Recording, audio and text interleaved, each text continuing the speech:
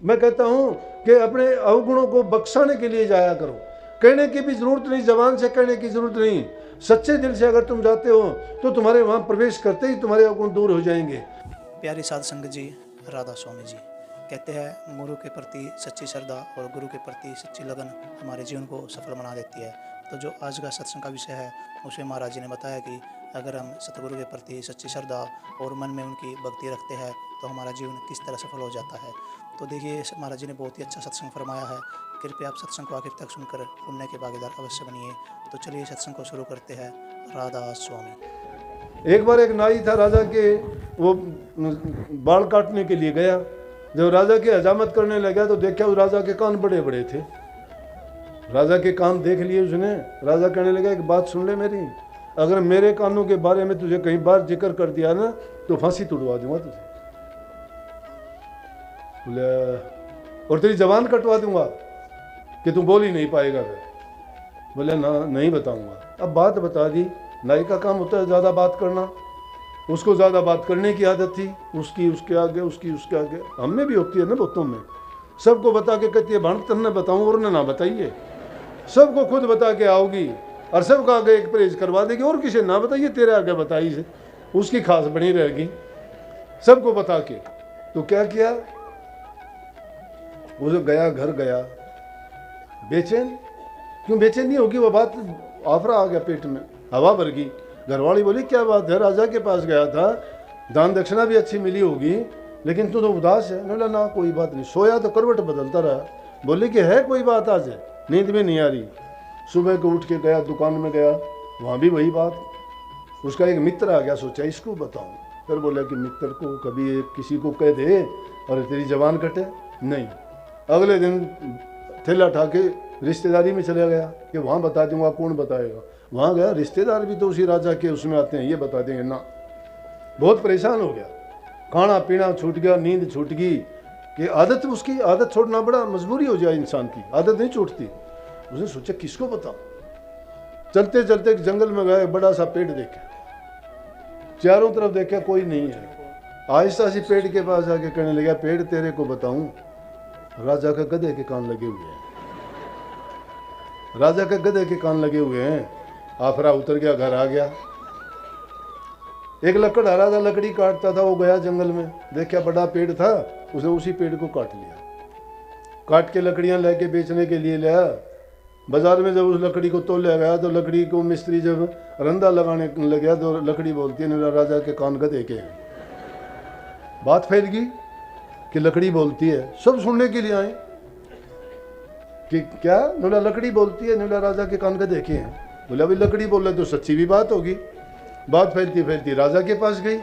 राजा ने सोच लिया कि ये बात तो उसने बता दी। बोला ला उसको पकड़ के, उसको पकड़ के लेके आए। बोला कि तूने कहा? बोला जी मैंने नहीं बताई किसी को, मैंने तो जंगल में एक पेड़ के सामने तो कही थी। बोले वो पेड़ ने बिगन उतार रखा सारा। वो बोलता है कि राजा के कान का देखे हैं। ने बोला जी कुछ भी करो, मेरे से तो अब हो गया सो हो गया, मैंने आदमी को तो बता ही नहीं। तो भाई जिसकी जो आदत हो जाती है ना, उसका पेट भारी हो जाता है, वो रुक नहीं सकता, आदत को छोड़ नहीं सकता।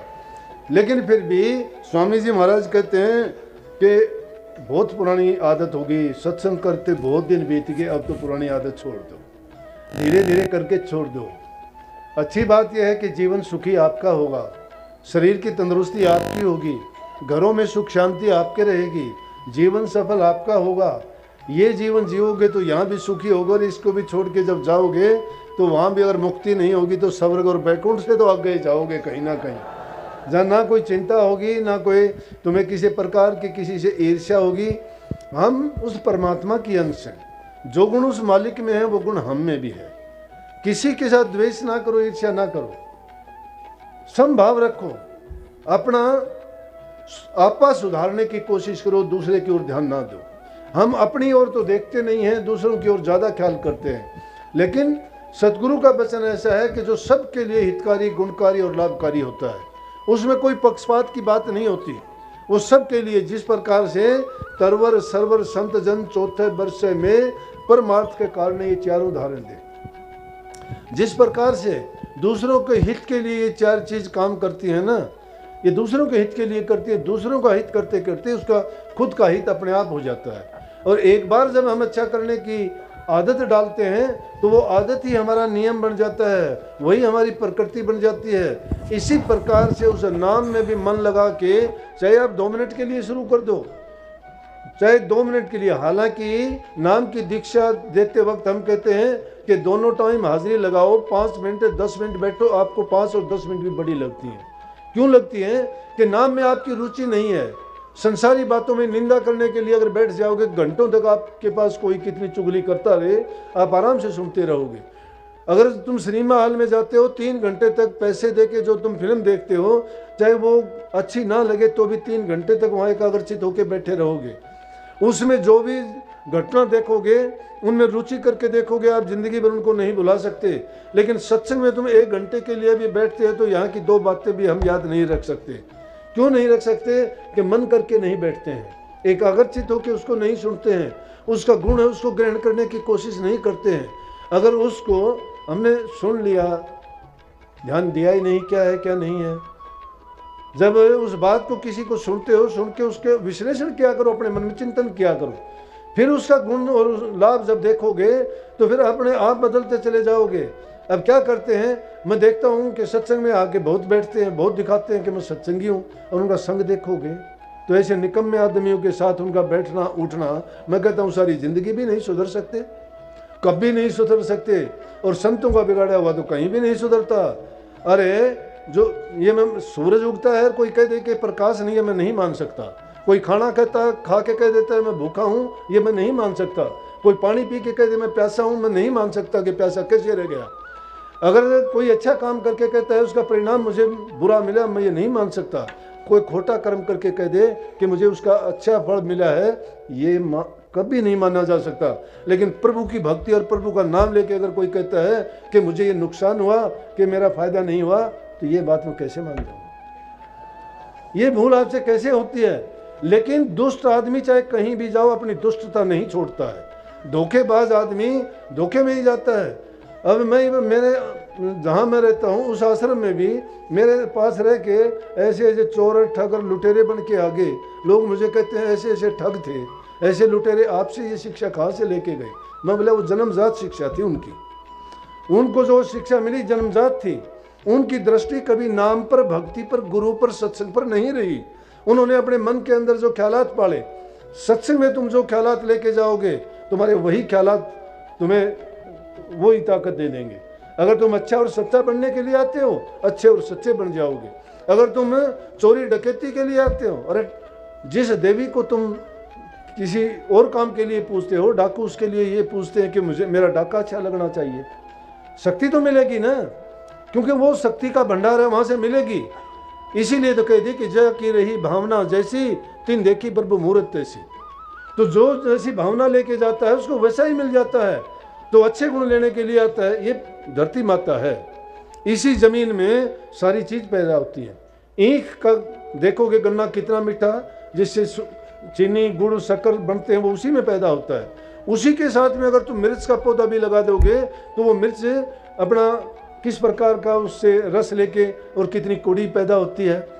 उसी में नींबू और उसी में टमाटर पैदा होते हैं, और उसी में आम जैसे अच्छे फल भी पैदा होते हैं, उसी में संतरे और अंगूर भी पैदा होते हैं। भूमि वही है, उसमें से जो फल जैसा अपना उसकी प्रकृति थी वैसा ही गुण उसने प्राप्त कर लिया। इसलिए संतों के पास भी जो जैसे अपने ख्यालात को लेके जाएगा, यहाँ आके तुम अपने बुरे ख्यालात लेके आओगे और बुरे बनते चले जाओगे, अच्छे ख्यालात लेके आओगे तुम और अच्छे बनते चले जाओगे। अगर भक्ति का बीज आपके दिल में सच्चाई से आपने बोया है तो आप निश्चित रूप से मुक्ति के द्वार पे पहुंचोगे, कोई रोकने वाला नहीं है।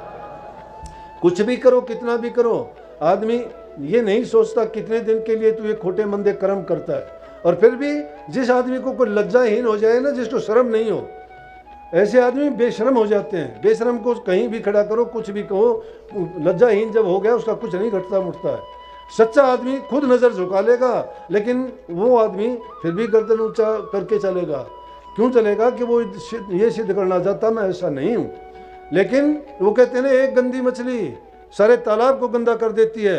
एक निकम्मा आदमी बहुत से आदमियों को लेकर डूब जाता है। तो गलत आदमी का संग, इसलिए महापुरुषों ने कहा कि दुष्ट संग न दिए विधाता, ताते भलकर नरक की वासा। दुष्ट का संग मिलने की बजाय अगर नरक में वासा मिल जाए तो आदमी बच जाएगा, लेकिन दुष्ट आदमी का संग करके कोई आज तक बचा नहीं है। तो इसलिए महापुरुषों के सामने जब जाते हो अपने दिल का हुजरा साफ करके जाया करो। दिल के दर्पण को साफ कर लोगे, बुराइयों को निकाल दोगे, तो तुम निश्चित रूप से, तुम्हें दिन नहीं लगने की जरूरत है, ये तो थोड़े दिन का काम है। बहुत मैं कहता हूँ कि अपने अवगुणों को बख्शाने के लिए जाया करो, कहने की भी जरूरत नहीं, जबान से कहने की जरूरत नहीं। सच्चे दिल से अगर तुम जाते हो तो तुम्हारे वहाँ प्रवेश करते ही तुम्हारे अवगुण दूर हो जाएंगे, क्योंकि तुम उन अवगुणों को छोड़ के दिल से निकाल के आए हो। और जिन्होंने उन अवगुणों को अपने मन में पाल रखा है तो और बढ़ते चले जाएंगे। इसलिए नित्य प्रति के उस नाम का जाप करने से, नाम का जाप सिर्फ ये नहीं कि जबान से जप लिया विचार कुछ और चलते रहे, नहीं। नाम में जब तुम ध्यान लगाते हो तो सब ओर से अपने ध्यान को, अपने मन को खाली कर दिया करो।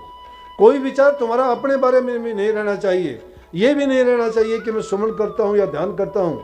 ये भी ना रखो कि मैं कितनी देर के लिए बैठूंगा, नहीं। तुम्हारा मन लगता है तो 2 मिनट काफ़ी है, नहीं मन लगता तो 4 घंटे भी बैठे रहोगे, बेकार हो जाएगा। बात है मन को सच्चाई के साथ बरतने की। जब मन में सत्य की क्रिया दृढ़ हो जाएगी तो प्रभु तुम्हारे पास में है, दूर नहीं है। जिन भक्तों के नाम लिए जाते हैं उनके आपने देखी है कि उन्होंने कौन सी भक्ति की थी। 1 मिनट में उनको दर्शन दे दिए, डाकुओं को 1 मिनट में दे दिए, ठगों को 1 मिनट में दे दिए, लुटेरों को 1 मिनट में दे दिए, कातिलों को दे दिए, जो नित्य प्रति पाप कर्म करते थे 1 मिनट में, क्योंकि उन्होंने 1 मिनट में ही अपने दिल को साफ कर दिया। ज्ञान और ध्यान करे कद लुदिया, कद गंगा जल पीता, तो भी पकड़ गोपाला लाए पैर तीसरा बीता, हरि साचे दिल के मीता। हरि जो है परमात्मा सच्चे दिल का मीत है। जब मन तुम्हारा सच्चा है तो परमात्मा तुम्हारे पास में दूर है ही नहीं। वो मूर्ख लोग हैं जो कहीं दूर समझते हैं। इसलिए गुरु के चारों तरफ क्यों चक्कर कटवा दिया शिष्यों का। अरे गुरु तुम्हें शारीरिक रूप में मौजूद दिखाई देता है, उसको नहीं ढूंढ सकते लाख कोशिश करने पर। किसी ने तप के द्वारा, यज्ञ के द्वारा, पूजा के द्वारा, ध्यान के द्वारा, योग के द्वारा कितने कष्ट सहे, लेकिन कहाँ ढूंढा, कहाँ पाया। जब पाया तो अपने आप को खोजा तो उसके अंदर ही समाया हुआ मिला, वो कण कण में है। तो इसलिए सच्चे दिल से जब पूजा करोगे, जिन्होंने सच्चाई के साथ की, नामदेव तन त्यागण लग पुया दूध पत्थर है, साधो हृदय ही में हर है। नामदेव कहने लगे या तो दूध पी ले, नहीं तो ये तलवार उठाई मैं अपना गला काट दूंगा। उठा के दूध का गिलास पी लिया। कहां से प्रकट हो गए जी महाराज जी? कर्माबाई के लिए कहां से प्रकट हो गए? सच्चे थे। सच्ची करनी करी हरिचंद तिरके कुटुंब समेता। बेलने की क्या हालत थी, उसको पता ही नहीं परमात्मा क्या है, कैसा है, क्यों आएगा उसके घर। कोई आडंबर पाखंड की जरूरत नहीं है, कोई सजावट दजावट की जरूरत नहीं है, कोई माला तिलक धूप बत्ती नैवेद्य की जरूरत नहीं है। वो सच्चे दिल का मीत है। जब सच्चाई से तुम उसको बरतोगे और अपने मन के अंदर बुराइयां निकाल के उसको याद करोगे तो प्रभु हमेशा तुम्हारे अंग संग खड़ा है। लेकिन जब तक ये संसार का रस आपको अच्छा लगता है वो रस आपको नहीं मिल सकता। ये संसार के जो विष है, ये विष मार देता है इंसान को। हमारी जो जीवन रूपी नाव है इसने हम लोहा भर रखा है, खोटे कर्मों से भर रखा है। ये नैया डूबती जा रही है। खेवड़ चाहे कितना भी अच्छा क्यों ना हो, जब तक इसका लोहा नहीं निकाल दोगे तब तक परले पार नहीं जा सकती। गुरु वार से पार उन जीवों को करता है जो अपने नैया को इन विषय विकारों रूपी से खाली करके और सतगुरु के सुपुर्द करते थे, उसके अंदर आप बैठ जाते हैं।